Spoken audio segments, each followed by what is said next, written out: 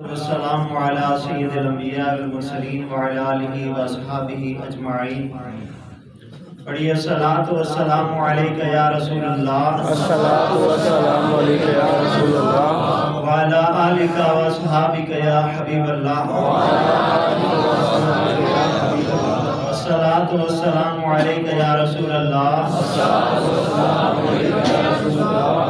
وعلی آلک واصحابک یا حبیب اللہ، وعلی آلک واصحابک یا حبیب اللہ۔ بسم اللہ الرحمن الرحیم۔ بسم اللہ الرحمن الرحیم۔ الدعاء الدعاء والعبادہ، والعبادہ، الدعاء الدعاء والعبادہ، والعبادہ، الدعاء الدعاء والعبادہ۔ والعبادہ۔ ترمذی شریف کی حدیث نمبر 2969 ہے۔ حضرت واصلہ رضی اللہ تعالیٰ عنہ کی روایت ہے، فرمان مصطفیٰ صلی اللہ تعالیٰ علیہ وسلم ہے کہ حضور نبی اکرم صلی اللہ تعالیٰ علیہ وسلم نے ارشاد فرمایا، دعا ہی عبادت ہے، یعنی دعا عین عبادت ہے۔ یہ ارشاد فرمانے کے بعد میرے اور آپ کے پیارے آقا صلی اللہ تعالیٰ علیہ وسلم نے ارشاد فرمایا کہ اللہ تعالیٰ ارشاد فرماتا ہے کہ تم مجھ سے دعا مانگو، میں تمہاری دعائیں قبول کروں گا۔ دعا کا جو لفظی معنی ہے وہ یہ ہے کہ دعا پکارنے کو کہتے ہیں، اور دعا کا یہ بھی معنی ہے کہ دعا التجا کرنے کو اور رب کی بارگاہ سے مانگنے کو، آرزو کرنے کو کہتے ہیں۔ دعا کا مفہوم یہ ہے کہ بندہ اللہ کی بارگاہ میں اپنی بندگی کا اظہار کرتا ہے اور اللہ تعالیٰ کی شان، ربوبیت اور اس کی بلندی، عظمت کا اقرار کرتا ہے۔ تو اس لیے دعا جو ہے وہ عبادت ہے، دعا این عبادت۔ دوسری حدیث پاک میں میرے آقا علیہ السلام نے ارشاد فرمایا، دعا مخ العبادہ، کہ دعا عبادت کا مغز ہے، یعنی کہ عبادت کا نچوڑ دعا ہے۔ اس کے حوالے سے بہت ساری حدیث مبارکہ ہیں، جیسا کہ آپ نے یہ مشہور سنا ہوگا کہ حضرت ابراہیم علیہ نبینا علیہ الصلوۃ والسلام نے اور حضرت اسماعیل علیہ السلام نے جب بیت اللہ شریف تعمیر کر لیا تو اس کے بعد رب کی بارگاہ میں دو دعائیں کی۔ ایک دعا یہ کہ یا اللہ، جو تیرا حبیب آنے والا ہے اور جو تیرا حبیب دنیا میں آ کے تیرے دین کے حوالے سے لوگوں کو روشن باتیں بتائے گا، اے اللہ اس اپنے حبیب کو ہماری نسل سے پیدا فرما۔ تو اللہ نے ان کی دعا کو قبول فرمایا، اگرچہ وقت ضرور لگا تو لیکن یہ ہے کہ ان کی دعا ضرور قبول ہوئی۔ دوسری دعا یہ مانگی کہ یا اللہ مکہ شریف کے اندر پھلوں کا ایک وسیع پیمانے پہ یہاں پہ پھل عطا فرما، تو اللہ تعالیٰ نے ان کی اس دعا کو بھی قبول فرمایا۔ ہمیں بھی اپنی دعاؤں کے فوراً بعد یہ آرزو نہیں کرنی چاہیے کہ ہماری ہر دعا فوراً ہی قبول ہو۔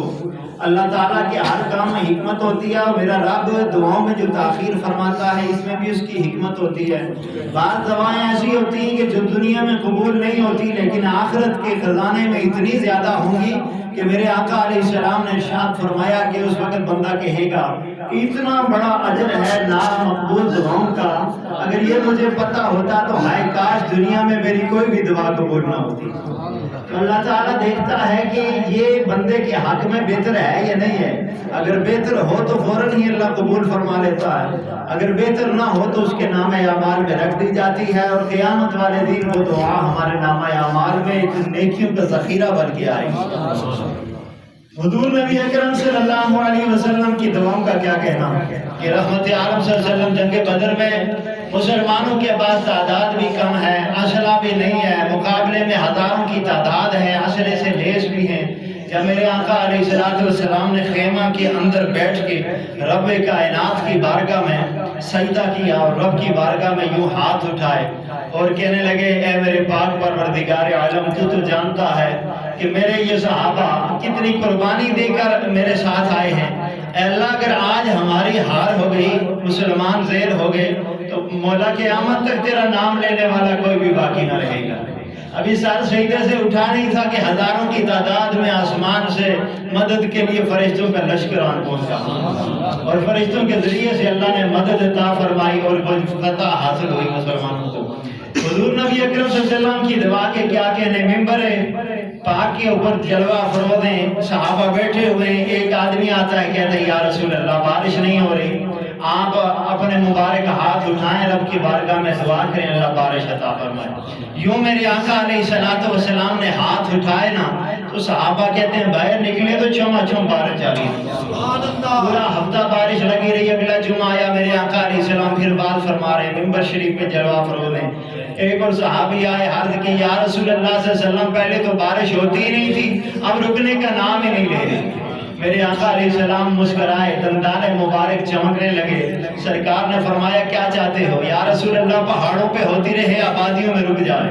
میرے آقا علیہ السلام نے پھر ہاتھ اٹھائے، اللہ جی پہاڑوں پہ بارش ہوتی رہے، آبادی پہ نہ ہو۔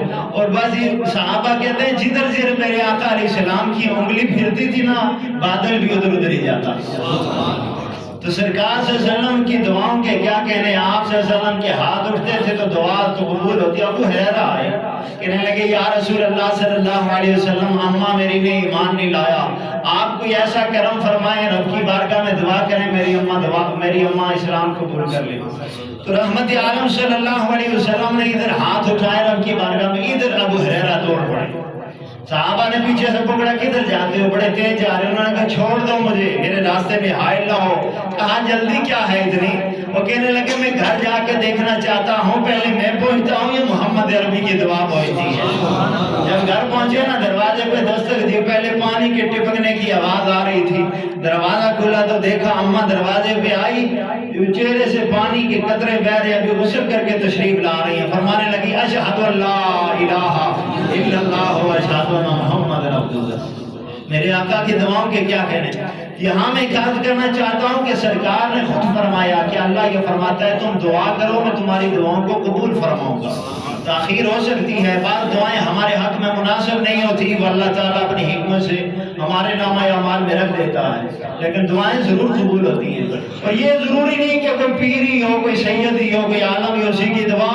بعض ایسے بھی ہوتے ہیں کہ جن کو ہم حقیر سمجھتے ہیں اور ان کے پھٹے لباس کو دیکھ کے ہم انہیں کچھ نہیں حیثیت دیتے، لیکن اللہ کی بارگاہ میں بڑے مقبول ہوتے ہیں۔ حضرت مالک بن دینار رحمۃ اللہ تعالیٰ علیہ فرماتے ہیں بارش نہیں ہو رہی تھی، سارا علاقہ جمع ہو گیا مسجد کے اندر اور گڑ گڑا کے دعائیں کرنے لگا، رو رو کے دعائیں کرنے لگا، اللہ بارش عطا فرما۔ بارش صبح سے لے کے شام تک مغرب آ گئی، دعائیں کرتے رہے، کوئی بارش نہ۔ سارے اپنے گھروں کو لوٹ گئے، میں مسجد میں بیٹھا تھا، میں نے کہا دیکھو سارے لوگ تو آئے تھے، دعائیں تو مانگتے رہے، کسی کی بھی اللہ نے نہ سنی۔ اب اتنے میں نے دیکھا کہ پھٹے پرانے کپڑے والا ہے، کپڑے پرانا لباس دروازے سے اندر داخل ہوا۔ بظاہر اس کا حلیہ کیا تھا جسے ہم ٹھکنا ٹھینا کہتے ہیں، ہم کو طرح طرح کی باتیں مذاقیں اڑاتے ہیں، ایسا نہیں کرنا۔ چھوٹے سے قد کا، رنگ اس کا کالا، موٹے موٹے اس کے ہونٹ اور اس کا ناک دبا ہوا اور میلے کچیلے کپڑے، بالوں پہ دھوڑ ہے اور دروازے سے اندر داخل ہوتا ہے اور رب کی بارگاہ میں سجدہ کرتا ہے اور کہتے ہیں اللہ تعالیٰ تو مسلمانوں کو اس لیے آزمائش میں ڈالتا ہے کہ مسلمان جو ہے وہ تیری بارگاہ میں رجوع نہیں کرتے۔ اے اللہ تیری بارگاہ میں آتے نہیں ہیں، تو اس لیے آزمائش میں ڈالتا ہے کہ کسی بہانے سے آئیے آ جائے میری بارگاہ میں۔ تو اللہ تو نے آزمائش میں تو ڈال دیا تھا کیونکہ بارش نہیں ہوئی اور یہ سارے تو آئے تھے تیری بارگاہ میں اور پھر مانگ بھی رہے تھے، خود تو کہتا ہے مانگو مجھ سے میں عطا فرماؤں گا۔ اللہ یہ مانگتے رہے لیکن تو نے نہ دیا، تو یا اللہ یہ تو سارے چلے گئے، اب تو نے نہیں دیا، اب میں تیری بارگاہ میں عرض کرتا ہوں ابھی کے ابھی بارش عطا فرما۔ کیا کہتے ہیں؟ ابھی کے ابھی یا اللہ بارش عطا فرما۔ امام مالک رحمت اللہ علیہ فرماتے ہیں کہ اس کے اتنا کہنا تھا کہ ابھی کے ابھی بارش عطا فرما، بادل گرجے، میں نے باہر دیکھا چمچم بارش جاری ہو۔ حضرات محترم ایسے بھی مقبول لوگ اللہ کے ہوتے ہیں جنہیں ہم اپنی نظروں کے اندر حقیر سمجھتے ہیں لیکن اللہ کے وہ بڑے محبوب ہوتے ہیں۔ آخری گزارش کروں، حضرت امام احمد بن حنبل رحمت اللہ تعالیٰ علیہ فرماتے ہیں کہ ایک دفعہ میں سفر میں تھا، رات ہو گئی تو میں مسجد میں داخل ہوا، نماز ادا کی۔ ابھی رات بہت ہو گئی تھی، میں نے سوچا جگہ تو کوئی نہیں ہے، چلو اللہ کے گھر کے مہمان بن جاتے ہیں، یہاں ہی لیٹ جاتے ہیں۔ تو وہاں آرام کے لیے ٹھہرا تو خادم مسجد کا آیا، اسے کہا نہیں صاحب باہر نکلیں، آپ یہاں نہیں ٹھہر سکتے۔ اب میں نے سوچا چلو مسجد میں تو خادم صاحب نہیں بیٹھنے دیتے، دروازے کے پاس لیٹ جاؤں گا۔ دروازے کے پاس بیٹھا تو خادم صاحب نے وہاں سے بھی اٹھایا اور زبردستی دھکا دے کے باہر نکال دیا کہ نہیں بھائی اجازت نہیں ہے، مسجد میں کوئی نہیں ٹھہر سکتا۔ تو جب میں وہاں سے باہر نکلا تو آگے ایک شخص کھڑا تھا، انہوں نے کہا صاحب لگتا ہے آپ کے مسافر ہیں۔ کہا ہاں جی میں تو مسافر ہوں۔ کہنے لگا جی میں نان بھائی ہوں، ساتھ میری تندور کی دکان ہے، موسم بھی سردیوں کا ہے، آپ چلیں میرے ساتھ، میں رات کو نان بناتا رہتا ہوں، روٹیاں لگاتا رہتا ہوں، آپ وہاں بیٹھ جائیں، اگر آپ آرام کرنا چاہتے ہیں تو ساتھ ہی میرا گھر ہے، آپ میرے گھر تشریف لے چلیں۔ آپ فرماتے ہیں چلو ٹھیک ہے ابھی تو میں تمہارے پاس بیٹھتا ہوں۔